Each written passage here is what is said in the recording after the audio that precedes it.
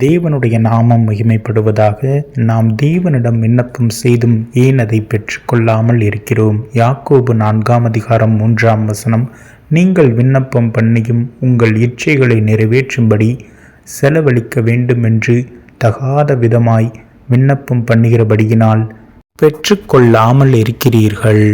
கிறிஸ்துவுக்குள் பிரியமானவர்களே, நாம் தேவனிடத்தில் விண்ணப்பம் செய்யும் காரியங்களை பெற்றுக்கொள்கிறோமா? நாம் இருதயத்தில் பரிசுத்தம் நிறைந்தவர்களாக காணப்படுகிறோமா? தேவ அன்பு நமக்குள்ளாக காணப்படுகிறதா? தேவனுடைய சித்தம் அறிந்து செயல்படும் பிள்ளைகளாக அவருடைய வார்த்தைக்கு கீழ்ப்படிந்து அவருடைய கற்பனைகளை பற்றி கொண்டு நம்முடைய வாழ்வில் அதை கடைப்பிடிப்பவர்களாக காணப்படுகிறோமா? தேவன் நம்முடைய ஜெபத்திற்கு பதிலளிக்க நாம் இருதயத்தில் சுத்தமுள்ளவர்களாக இருக்க வேண்டும். சங்கீதம் 66:18 என் இருதயத்தில் அக்கிரம சிந்தை கொண்டு இருந்தேன், ஆனால் ஆண்டவர் எனக்கு செவி கொடார். நமக்குள்ளாக அக்கிரம சிந்தை எதனால் உருவாகிறது? யாக்கோபு 4:1 உங்களுக்குள்ளே யுத்தங்களும் சண்டைகளும் எதனாலே வருகிறது? உங்கள் அவயவங்களிலே போர் செய்கிற இச்சைகளினால் அல்லவா?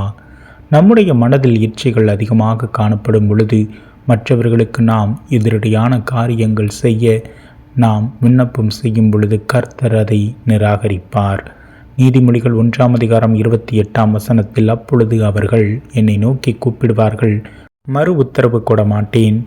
அவர்கள் அதிகாலையிலே என்னை தேடுவார்கள், என்னை காண மாட்டார்கள்.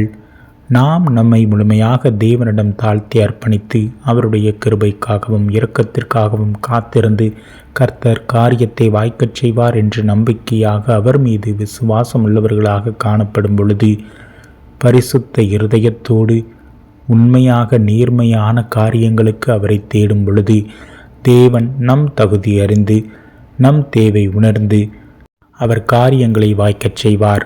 1 யோவான் 3:22 அவருடைய கற்பனைகளை நாம் கை கொண்டு அவருக்கு முன்பாக பிரியமானவைகளை செய்கிறபடியினால் நாம் வேண்டிக் கொள்ளுகிறது எதுவோ அதை அவராலே பெற்றுக்கொள்கிறோம். கிறிஸ்துவுக்குள் பிரியமான சகோதர சகோதரிகளே, நம்முடைய வாழ்விலும் நாம் நன்மையான காரியங்களை செய்து தேவனுடைய வார்த்தைக்கு கீழ்ப்படிந்து அவருடைய கற்பனைகளை கடைப்பிடித்து வாழ்வோம்.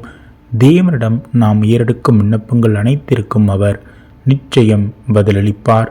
அவருடைய நாமத்தினாலே, இயேசு கிறிஸ்துவின் நாமத்தினாலே நம் விண்ணப்பங்களை பிதாவினிடத்தில் ஏறெடுக்கும் பொழுது நமக்கு நிச்சயம் செவி கொடுப்பார்.